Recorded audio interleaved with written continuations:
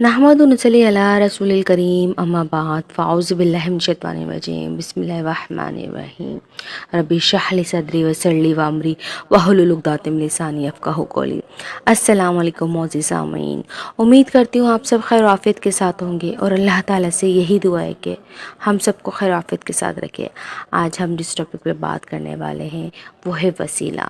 اکثر میں پوسٹیں پڑھتی رہتی ہوں یا پھر عام لوگوں کا سنتی رہتی ہوں، وہ اپنے زبانی کلام یا اپنی پریشانی میں ہو تو وہ اس طرح کی دعائیں کر رہے ہوتے ہیں کہ کہتے ہیں لوگ محمد صلی اللہ علیہ وسلم کے صدقے، اکثر کہتے ہیں آمنہ کے لال کے صدقے، مسلمانوں کی مدد فرما یا بے اولاد جوڑوں کو اولاد فرما۔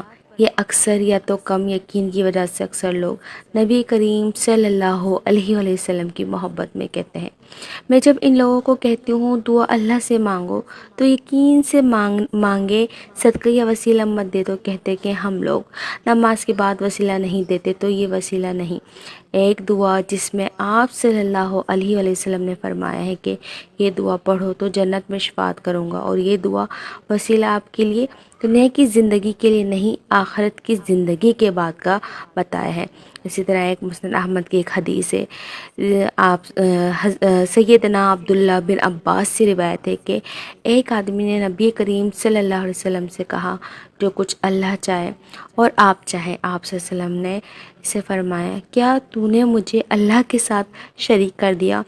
صرف وہ ہوتا ہے جو یکتا یگانہ اللہ چاہتا ہے، اور جہاں رہی دعا کی بات تو اللہ تعالیٰ نے خود فرماتے ہیں یقیناً میں قریب ہوں، ہر پکارنے والے کی پکار کا جواب دیتا ہوں جب وہ مجھے پکارتا ہے۔ اور ایک اور دفعہ ذکر فرمایا ہے کہ آپ کہہ دیجئے کہ میں تو صرف اپنے رب ہی کو پکارتا ہوں اور اس کے ساتھ کسی کو شریک نہیں کرتا۔ یہ سورہ جن کی آیت ہے۔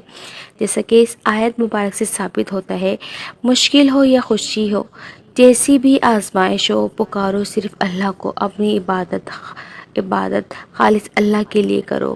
یہ بات سچ ہے۔ اللہ تعالیٰ کی محبت کی شرط، اللہ تعالیٰ نے نبی کریم صلی اللہ علیہ وسلم کی محبت رکھی، تو محبت کا مطلب ہے آپ صلی اللہ علیہ وسلم کی اطاعت کی جائے اور محبت کی جائے، آپ صلی اللہ علیہ وسلم پر درود شریف پڑھا جائے اور آپ صلی اللہ علیہ وسلم کے مطابق اپنی زندگی گزاری جائے۔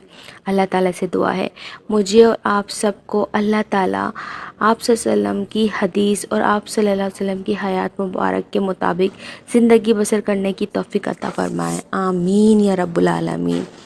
اگر آپ لوگوں نے میرا چینل ابھی تک سبسکرائب نہیں کیا ہے تو سبسکرائب کر لیجئے تاکہ آپ کو بر وقت میرے نوٹیفیکیشن ملتے رہیں، اور اپنی آراء